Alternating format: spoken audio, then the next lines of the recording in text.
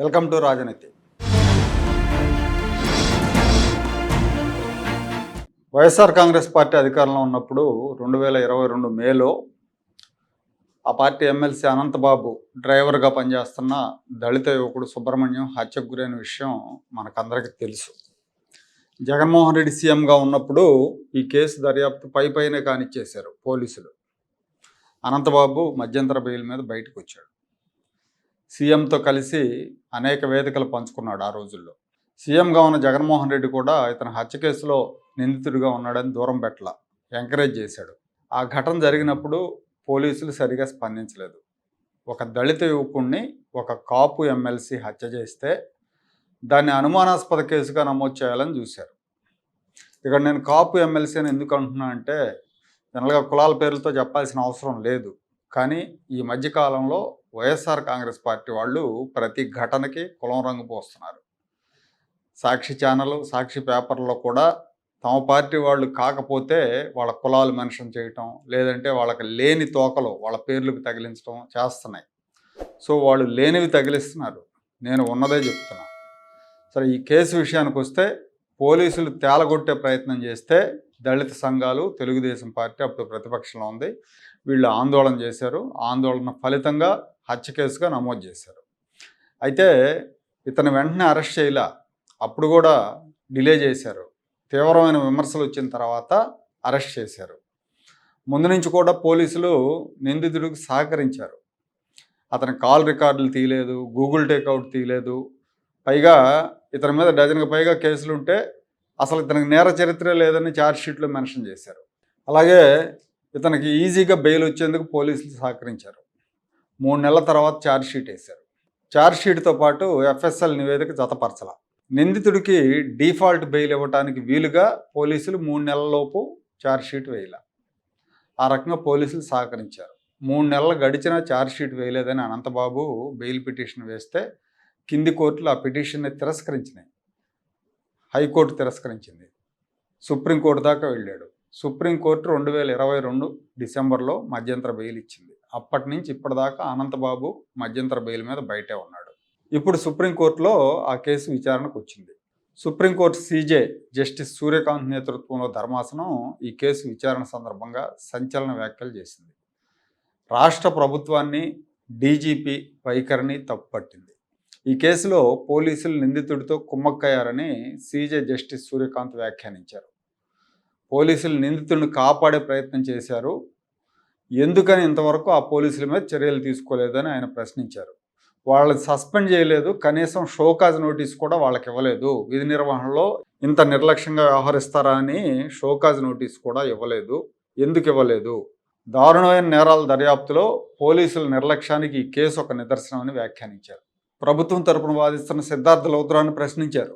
దానికైనా గతంలో అతనికి రాజకీయ పలుకుబడి ఉంది, దాన్ని ఉపయోగించాడని చెప్పే ప్రయత్నం చేయగా, ఇప్పుడు మీరు అధికారంలోకి వచ్చారు కదా, మీరేం చేశారు ఈ 2 ఏళ్లలో అని న్యాయమూర్తి ప్రశ్నించారు. మీ పోలీసులు 2వ ఛార్జ్షీట్ మాత్రమే దాఖలు చేశారు, నిర్లక్ష్యంగా వ్యవహరించిన అప్పటి పోలీసుల మీద చర్యలు ఎందుకు తీసుకోలేదని సిద్ధార్థ లౌత్రా మీద ప్రశ్నల వర్షం కురిపించారు. ఆంధ్రప్రదేశ్ హైకోర్టు ప్రధాన న్యాయమూర్తి ఈ కేసు విచారణను సీనియర్ న్యాయాధికారికి అప్పగించి ప్రతి వారం విచారణ చేపట్టేలా చర్యలు తీసుకోవాలని ఆదేశించారు. ఏప్రిల్ 18 లోపు అభియోగాలు ఖరారు చేయాలి, సాక్ష్యాధారాలని 4 నెలలలోపు కోర్టుకు సమర్పించాలని ఆదేశించారు. ఈ కేసులో ప్రధాన సాక్షుల్ని విచారించేంత వరకైనా నిందితుడు అనంతబాబుని కస్టడీకి ఇవ్వాలి. ప్రస్తుతం ఈ కేసులో A2గా ఉన్న నిందితురాలు అనంతబాబు వైఫ్, ఆవిడ ముందస్తు బెయిల్ కోసం హైకోర్టుకు వెళ్ళారు. కాబట్టి మీరు అనంతబాబును కస్టడీకి ఇచ్చే విధంగా ఆదేశాలు ఇవ్వాలని సిద్ధార్థ లౌత్రా కోర్టును అభ్యర్థించారు.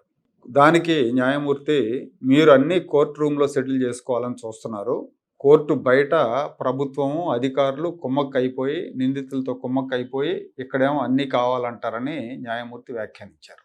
ఈ వ్యాఖ్యలు నిజంగా చాలా షాకింగ్ అనుకోవాలి, సంచలనాత్మక వ్యాఖ్యలు. అంటే కోర్టులు కూడా గమనిస్తున్నాయి బయట ఏం జరుగుతుంది, వీళ్ళు ఇక్కడికి వచ్చి ఏం చేస్తున్నారు అనేది కోర్టులు గమనిస్తున్నాయని అర్థం చేసుకోవాలి. ఈ కేసులో పోలీసులు నిర్లక్ష్యంగా వ్యవహరించిన వాళ్ళ మీద చర్యలు తీసుకోకపోవటాన్ని కోర్టు తీవ్రంగా తప్పుపట్టింది. మరి ప్రభుత్వం మారింది, ప్రభుత్వం వచ్చిన తర్వాత కూడా ఎందుకు చర్యలు తీసుకోవట్లేదని అడిగింది. దానికి సమాధానం లేదు. ప్రభుత్వం తరపున రిప్రజెంట్ చేసిన లాయర్ దగ్గర దానికి సమాధానం లేదు. ఉండదు. ఎందుకు ఉంటుంది? ఏం చర్యలు తీసుకోలేదు కాబట్టి ఏముండదు.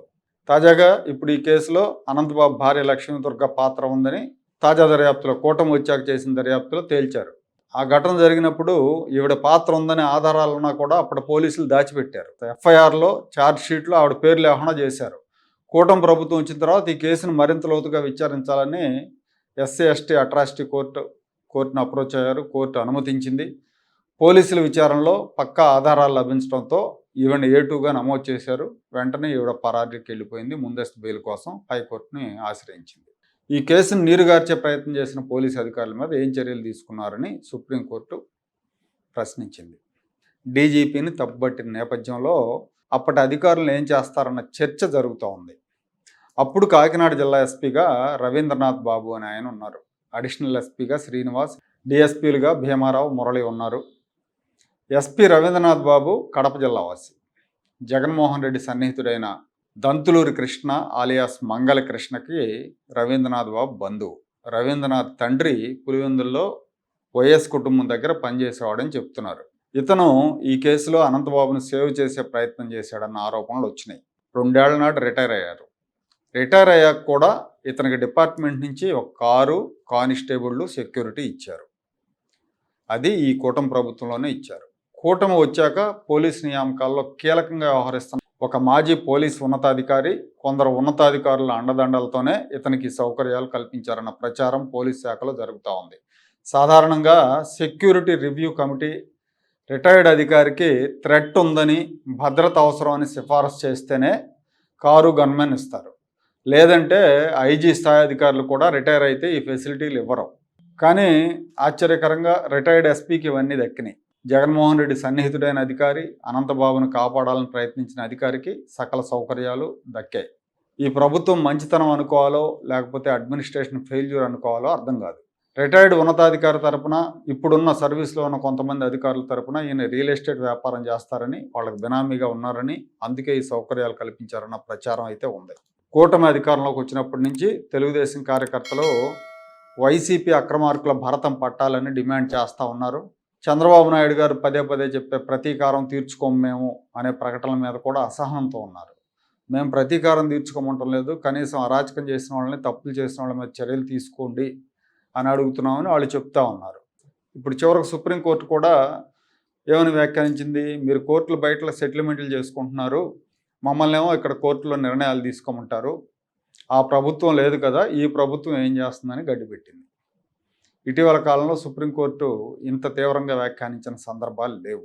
ఇప్పటికైనా ముఖ్యమంత్రి చంద్రబాబు నాయుడు గారు కళ్ళు తెరిచి వైసీపీ అరాచకుల విషయంలో ప్రకటనలకు పరిమితం కాకుండా గట్టిగా చర్యలు తీసుకోవాలి.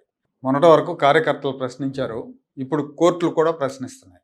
ఇదే తరహాలో ఇంకో 2-3 ఘటనలు కనుక జరిగితే ప్రభుత్వం పరువు పోతుంది.